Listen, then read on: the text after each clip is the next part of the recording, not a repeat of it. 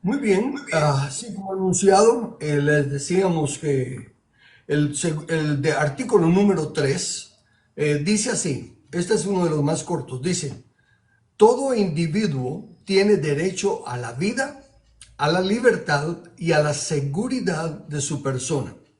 Esa tercera parte la cambian algunos, ¿verdad? También en la versión de Estados Unidos dice el derecho a la vida, la libertad y la busca de la felicidad, ¿verdad? Y aquí dice la seguridad de su persona, pero en el contexto, en el de la Biblia, es la propiedad. La propiedad es el mismo cuerpo de la propiedad de la persona, es lo más sagrado que tiene uno.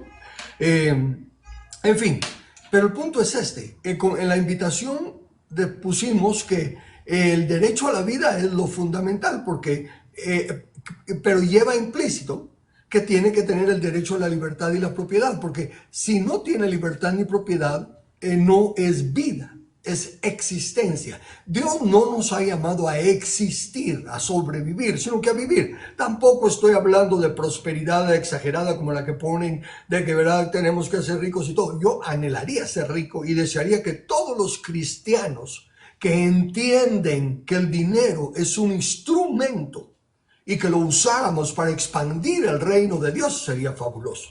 En ese aspecto no hay ningún problema. Pero el punto es entonces, la vida abundante que el Señor nos ofrece.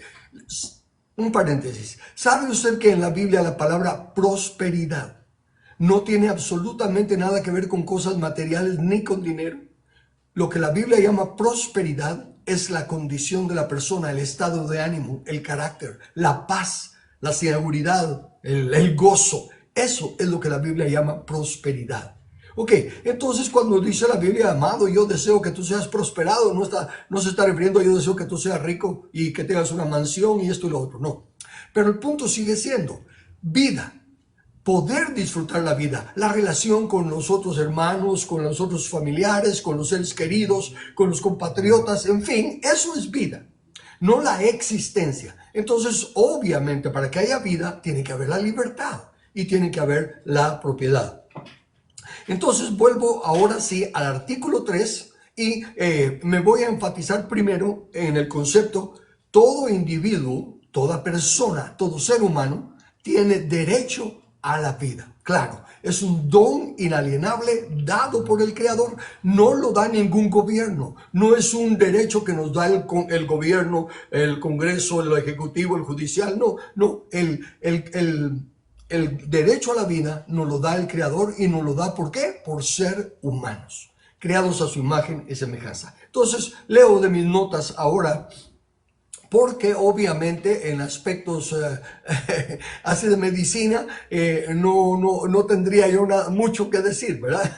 Pero lo que sí hago, en lo que sí soy diligente, es que cuando estoy desarrollando un tema, estudiando cosas de la palabra, lo que no sé, lo que no entiendo, indago. Ahora es tan fácil buscar en internet y de hecho voy a estar presentando dos cosas aprendidas, sacadas de internet. De hecho las voy a leer. Le voy a dar mérito a quien mérito merece, honra a quien honra merece. No es nada mío. Pero lo que sí quiero decir es que esta garantiza, este artículo 3 garantiza el derecho inalienable de la vida, y ya se dijo anteriormente en el artículo 2 que leímos ayer, que esos derechos son sin distinción alguna, y aclara sin distinción de opinión política o de cualquier otra índole. Sí se aclara que políticamente hablando, el derecho inalienable de la vida, ya se dijo que en esos derechos son distinción alguna de opinión política. Note por qué estoy aclarando de que el derecho a la vida es sin distinción política. Estoy haciendo énfasis en esto porque donde más es atacado el derecho a la vida es en el concepto del aborto, ¿verdad? Esa es donde la mayoría tiene problemas con lo del aborto. Y la mayoría de los que no entienden, mentes reprobadas, sigo diciendo yo, como porque así está escrito en la Biblia, no porque yo me lo invente. Ellos entonces defienden a capa y espada, especialmente las mujeres, que su cuerpo, ellas pueden hacer lo que les da la gana. Para comenzar, bíblicamente hablando, para los que creemos la Biblia dice, de Jehová es la tierra y su plenitud, el mundo y los que en él habitan.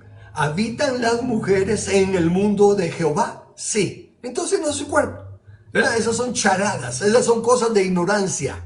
Pero para bajarle el nivel, por así decirlo, y poder extendernos a las personas que honestamente o sinceramente están confundidas, vamos a presentarles, uno, lo que dice la Biblia. Eso es irrefutable, ¿verdad? La Biblia habla de que desde el vientre Dios ya ha escogido a las personas. Juan el Bautista, cuando escuchó el saludo cuando la mamá de Juan el Bautista escuchó el saludo de María, dice que el bebé brincó de alegría en su vientre. Todos, está el caso de Sansón también, ¿verdad? Que fue llamado desde el vientre para ser nazareo. Desde el vientre me llamó Dios para ser nazareo. Los profetas en Isaías dice, ¿verdad? Que también desde que estaba en el vientre fue llamado. O sea que desde la perspectiva de Dios, Dios está tratando con el ser humano desde la concepción. Ahora vamos a ver en el aspecto médico.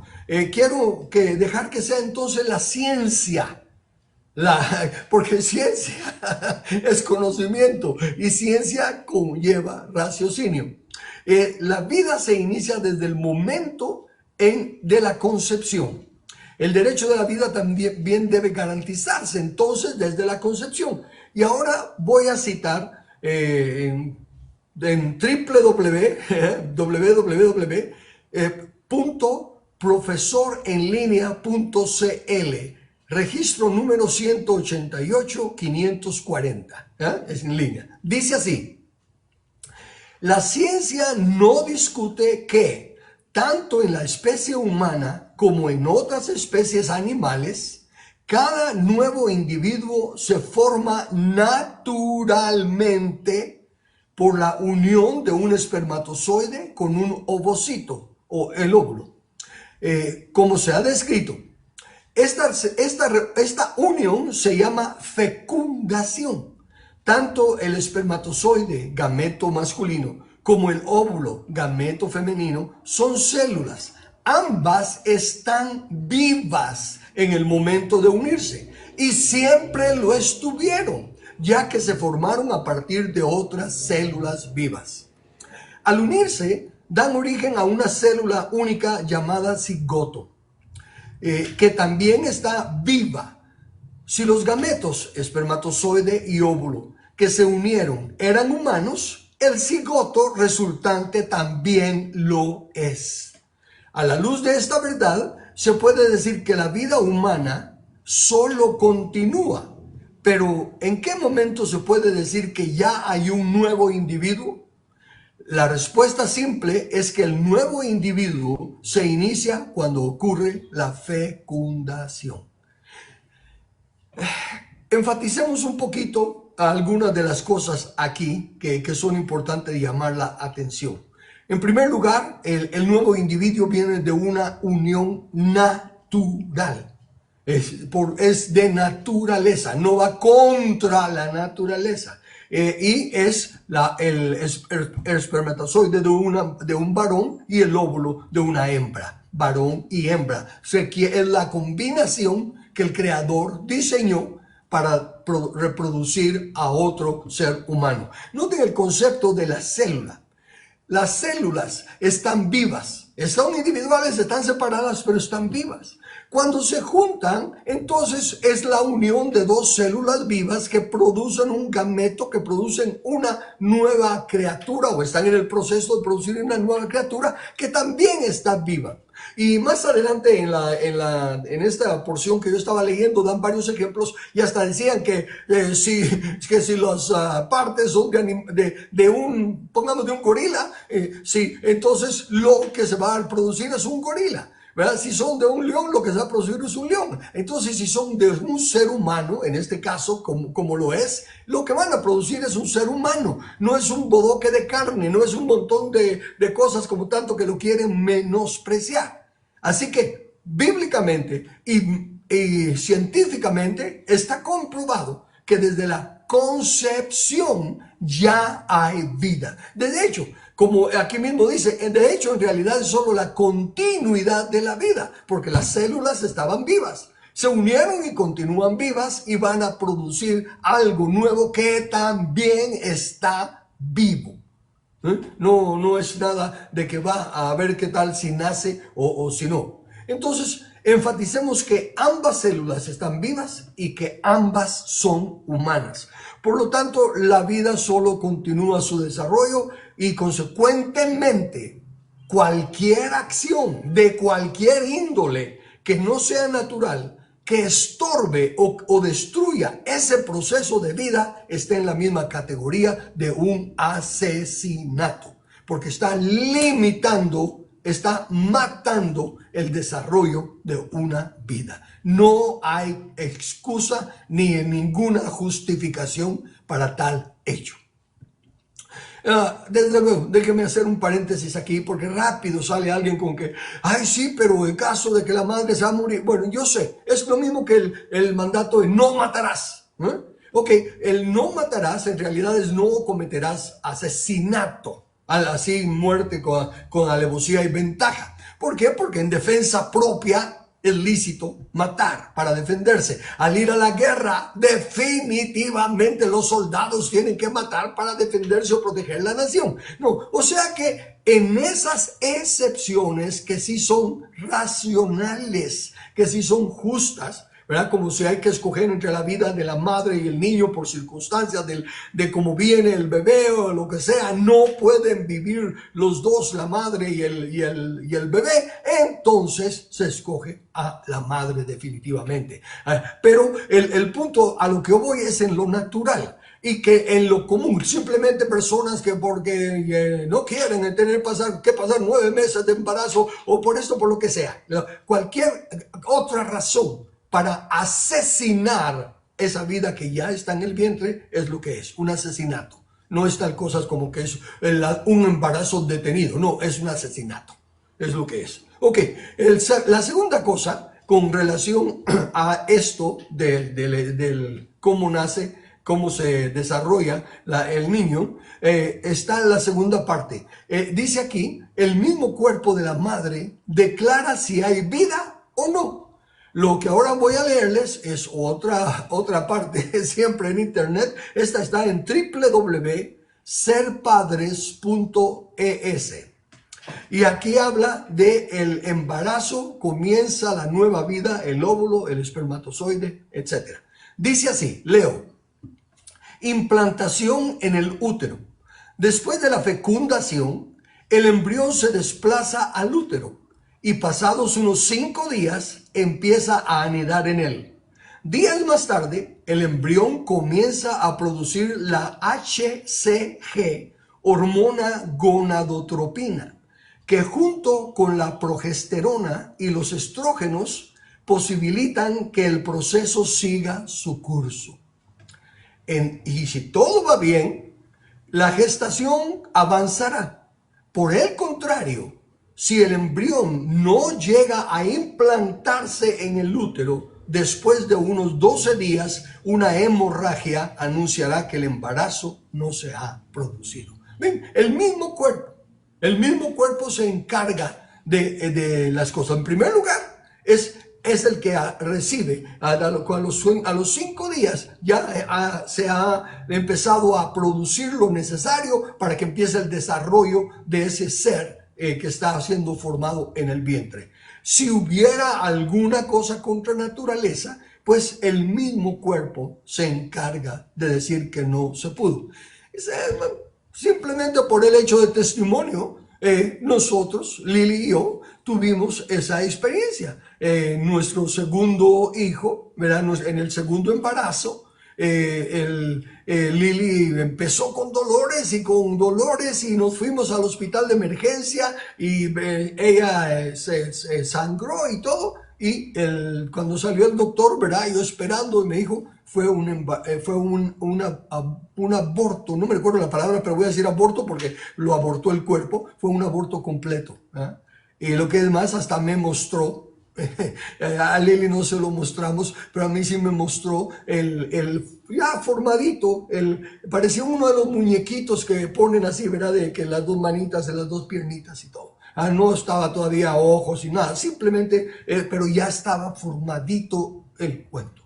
Pero fue el mismo cuerpo el que dijo ese, no, yo desde luego éramos jóvenes, nos casamos a los 21 años y esto creo que fue a los 22 o 23 por ahí, que entonces, verá, yo le digo al doctor, pero ¿qué hicimos de malo? ¿Qué? Me dice, no, esto no tiene nada que ver con lo que ustedes hicieron o no hicieron. Es cosa de la naturaleza, de la forma en la que el cuerpo está diseñado. ¿Ven? O sea que esto ya responde a la misma pregunta que yo había planteado de que me iban a decir, bueno, pero hay casos de esto y que lo otro. Sí, los hay. Y este fue uno. Nosotros amando la vida, amando al tener a más hijos y todo lo demás, pero sencillamente el cuerpo dijo, este no. El diseño de Dios dijo, este no. Y así fue. Pero dense cuenta entonces que no hay excusa para decir que no hay vida desde la concepción. Lo que yo estoy tratando ahorita de aclararles a todos, para que no nos vengan a engatusar con todas esas mentiras, como digo, de que sí, pero que esto, que lo otro. Lo que es más, en una de las pláticas anteriores, una hermanita hizo la pregunta, pero ¿qué en caso de violación? Eso no se le permite a esa persona, a esa señorita, a esa mujer que no tenía ningún interés, tal vez hasta era virgen, ni era casada, ni nada, y la violaron y queda embarazada. Y mi respuesta sigue siendo la misma. Desde luego, otros podrán tener otra opinión, pero yo lo miro de esta manera. Las cosas pasan de diferentes maneras, accidentes, involuntarios, lo que sea. Por ejemplo, es aquello de que las parejas que anhelan tener un hijo, que quieren ser padres y son de lo mejor y quieren crear a ese hijo, a esa hija con el verdadero amor y todo, y no pueden concebir. Y por el otro lado, los que son unos sinvergüenzas que andan de una mujer en otra mujer y de todos lados dan a luz, ¿verdad? Entonces hay un montón de cosas que no encajan.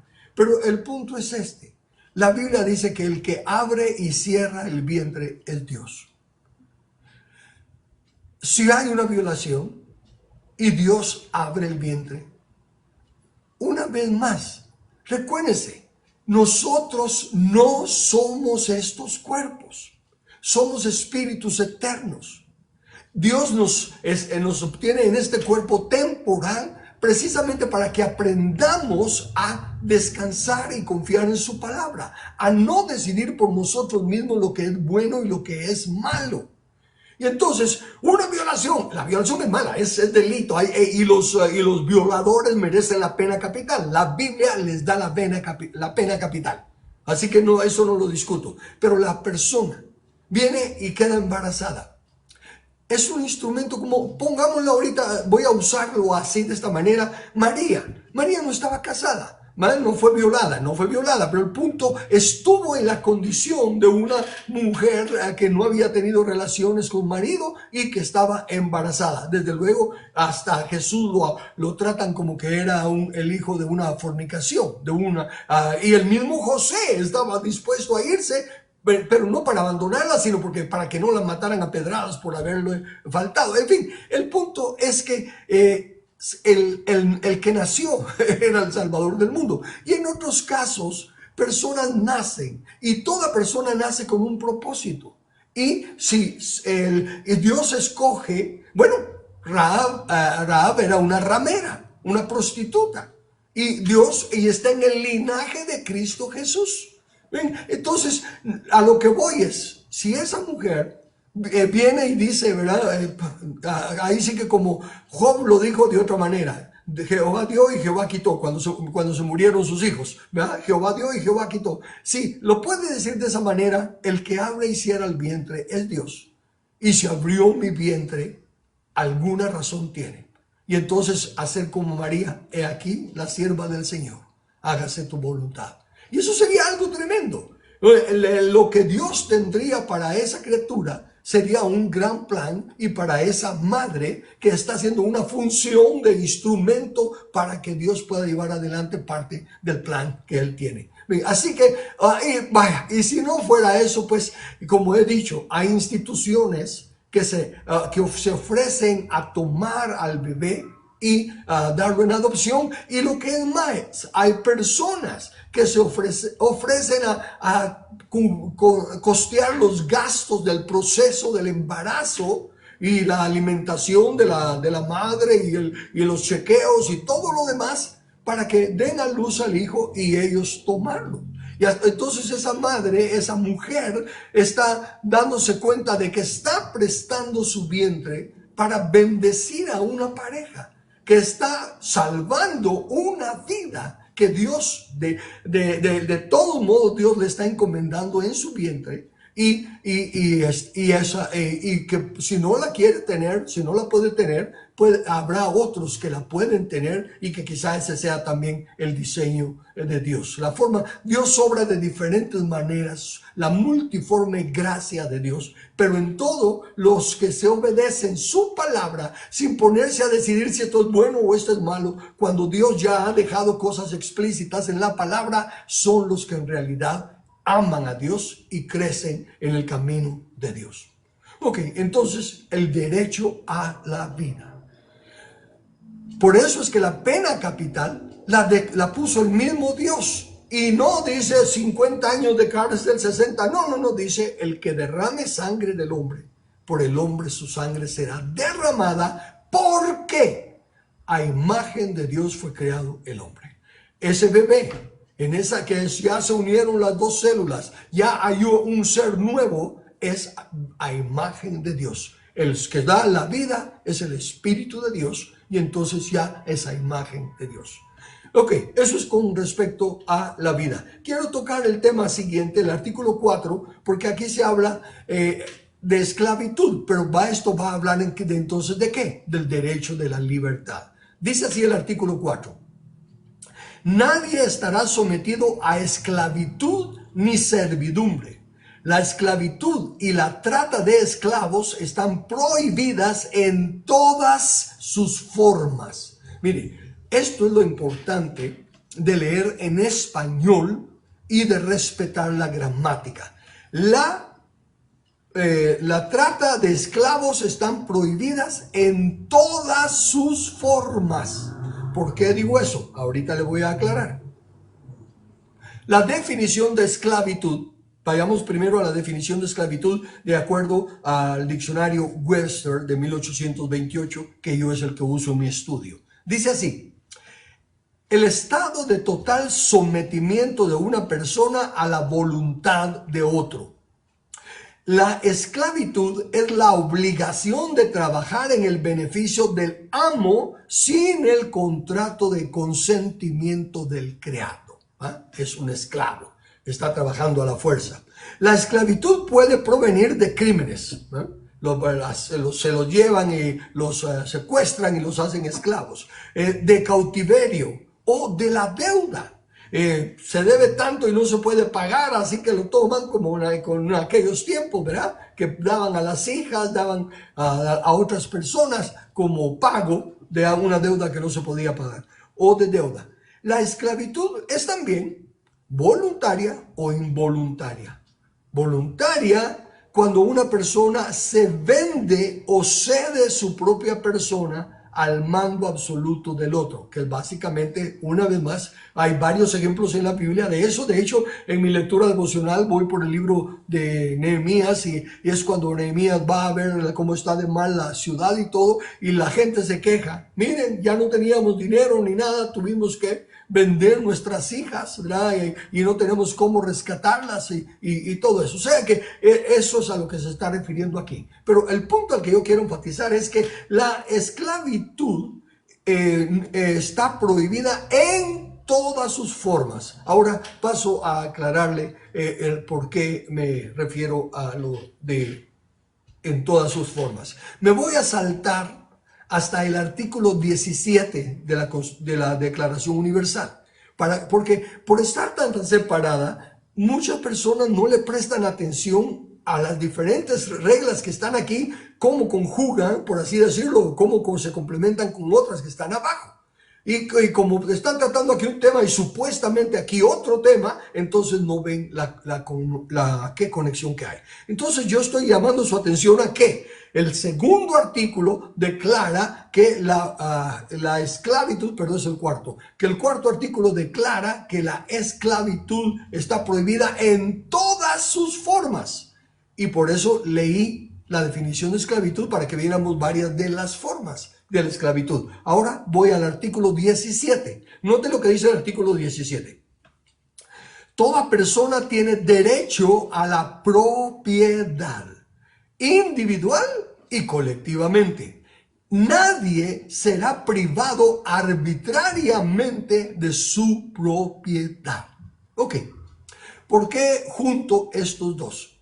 Porque la esclavitud en todas sus formas, cuando alguien es privado de su propiedad involuntariamente, es lo mismo que de la esclavitud. Le están quitando su propiedad física, aquí le están quitando su propiedad material. Y el diccionario Webster, como dije, incluye la deuda como una forma de esclavitud.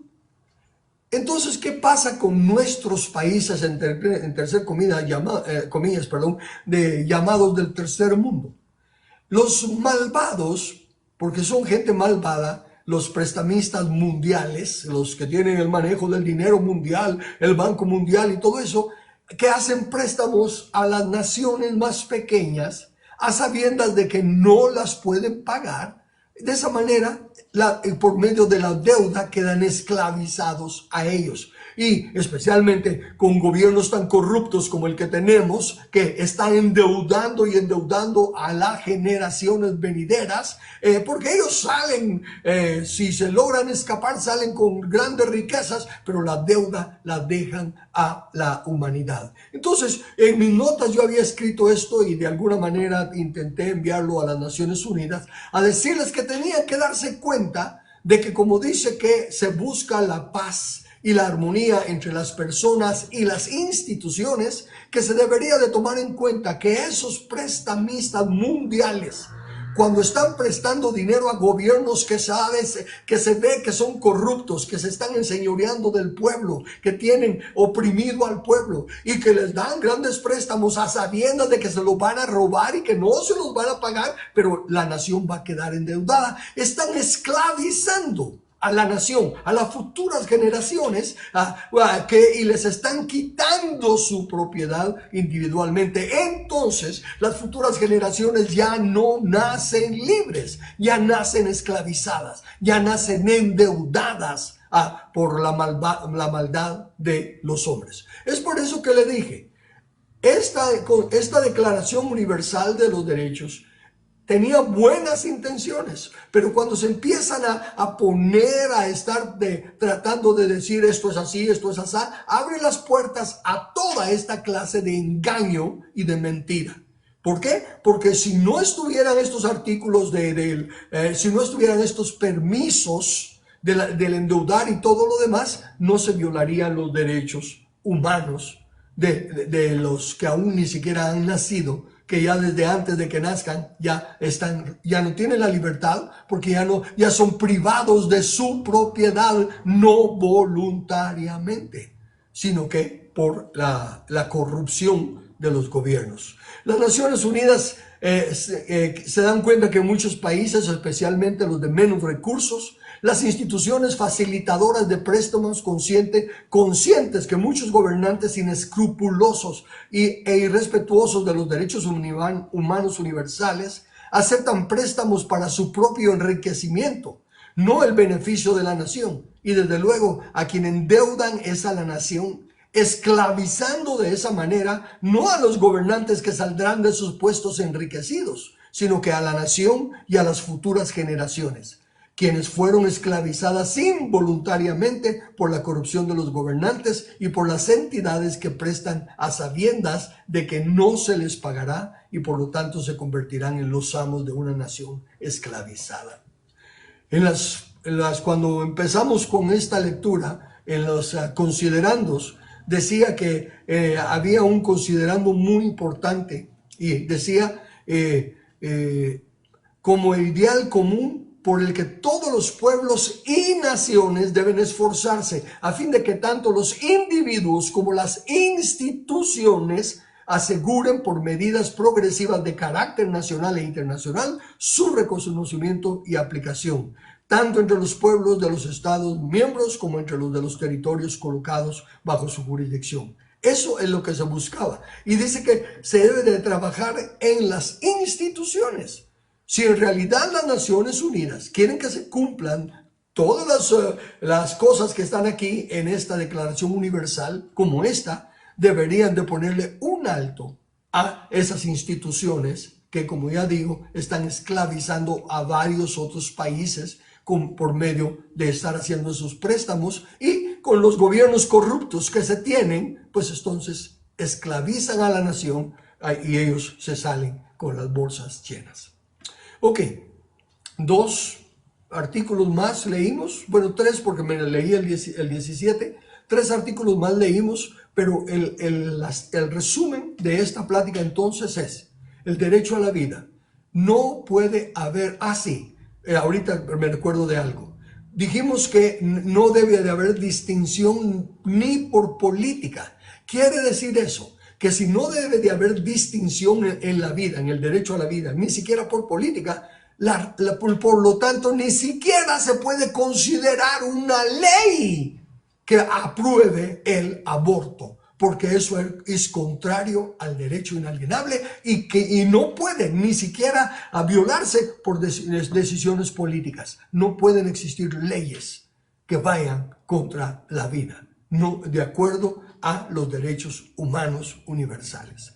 Entonces, todos esos que han estado haciendo barrabasadas, queriendo apoyar el aborto, queriendo apoyar las diferentes ideologías de género y todo eso, van contra naturaleza y van contra los derechos inalienables que Dios nos dio y van contra la Declaración Universal de los Derechos Humanos.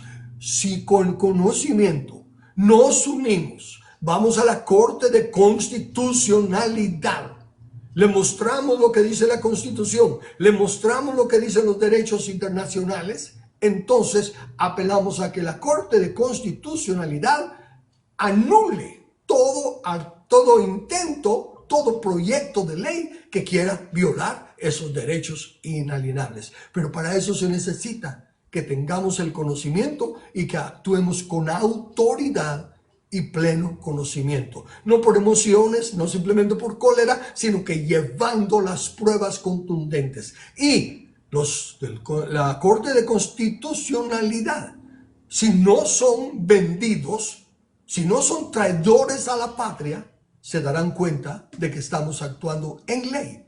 Y si no lo hacen, y si son contrarios, entonces ahí mismo en los considerandos decía que si los gobiernos no respetan los derechos inalienables, que no solo es el derecho, sino que el deber de levantarnos y defender nuestras vidas, nuestra libertad y nuestra propiedad. Y ya no darle ningún reconocimiento a los que no lo merecen porque no están siendo representantes de la justicia y del derecho, sino que ellos mismos son violadores y deben de ser tratados como los asesinos, como los responsables de tener al pueblo en esclavitud.